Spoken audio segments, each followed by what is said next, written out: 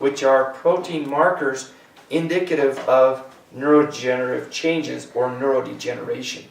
And when we look at that, we're actually looking at the ability with coconut oil to activate different areas of the brain to feed on those neurodegenerative proteins, something that also occurs in fasting. We talked about that in our article that we wrote for The Wave last week, if you read that. So when we look at this brain and helping the brain, where does cholesterol come from?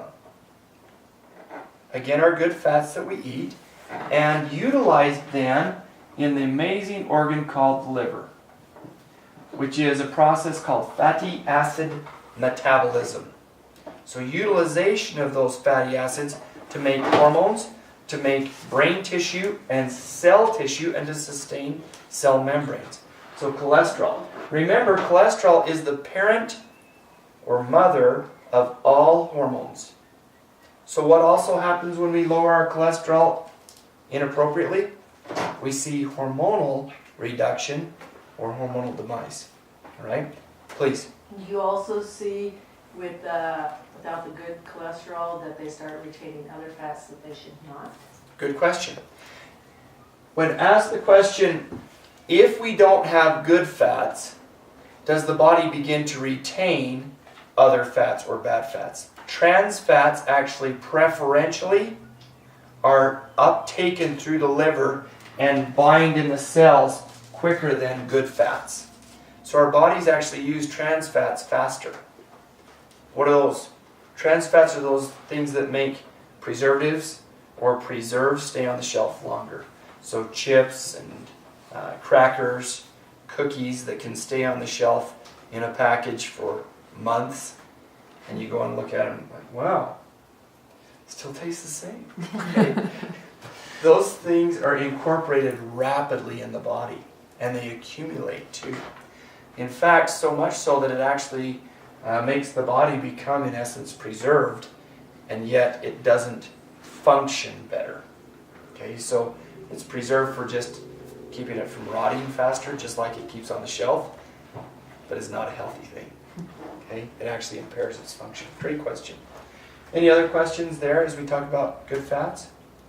So remember, cholesterol is the parent hormone to all other hormones. And when we see cholesterol levels down, we're actually seeing then entire body hormone regulation is reduced as well. So now we start to see presentations of estrogen dominance and progesterone imbalances, testosterone demise, and in males, what is it when testosterone goes down? Andropause. Andropause, whereas in females it's called Menopause. menopause. Yep. So that's the loss of estrogen in females.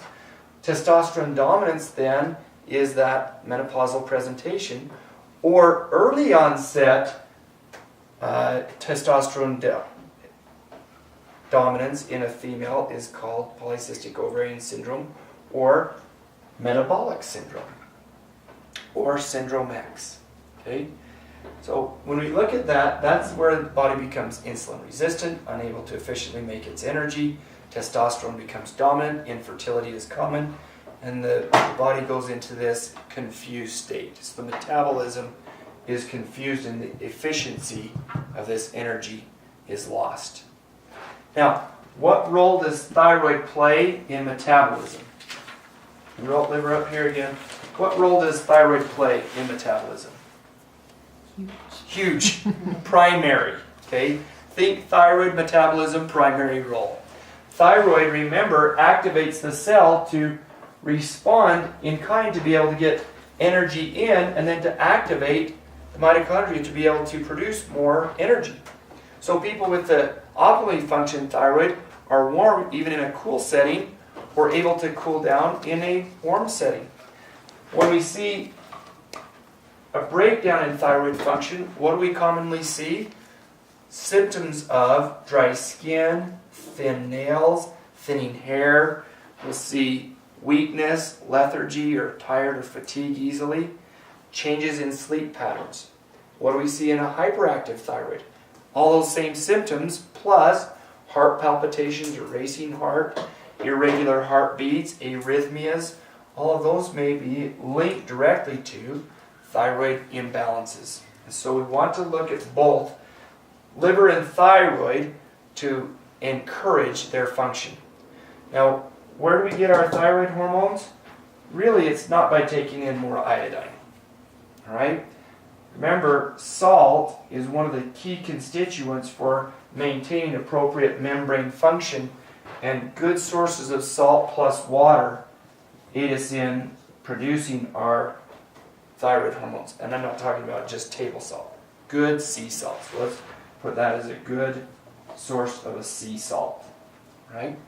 Salts actually have the ability to upregulate all of these functions and maintain membrane osmosis and diffusion gradients, which assists us then in making and breaking down our energies.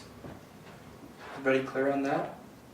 Okay, so what do we use? I really like a good source of a pink salt, not white. And associated with that are our B vitamins. So those are the B vitamins for metabolism and energy function. When we look at metabolism and energy, we have to look at the health of the red blood cells, and red blood cells are optimized in their function from bone marrow production by B12.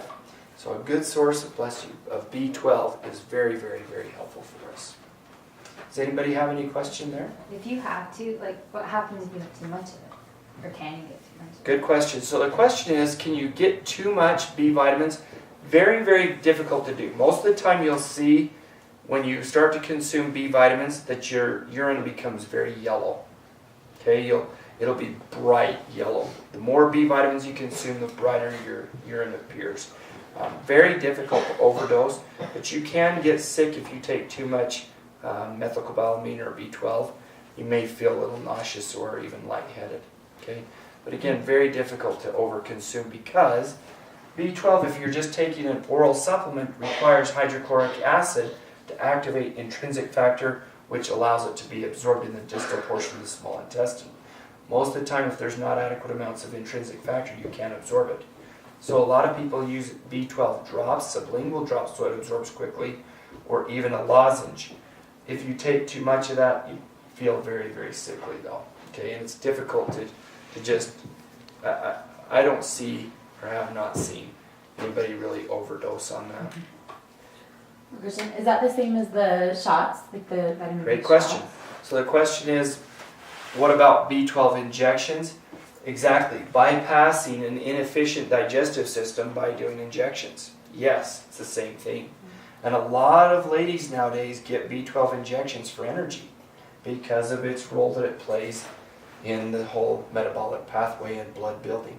So many women have now, when we talk about blood and blood vessels, so many women have anemia. Okay?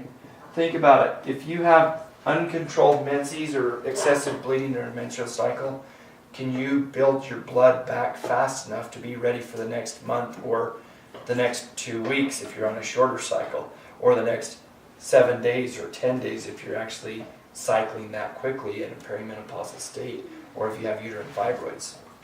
Okay? If you aren't supplementing, you may not be building blood fast enough if you have heavy flows, and those are dysregulated or unregulated. So again, great question. Any other question or comment? Okay, thank you.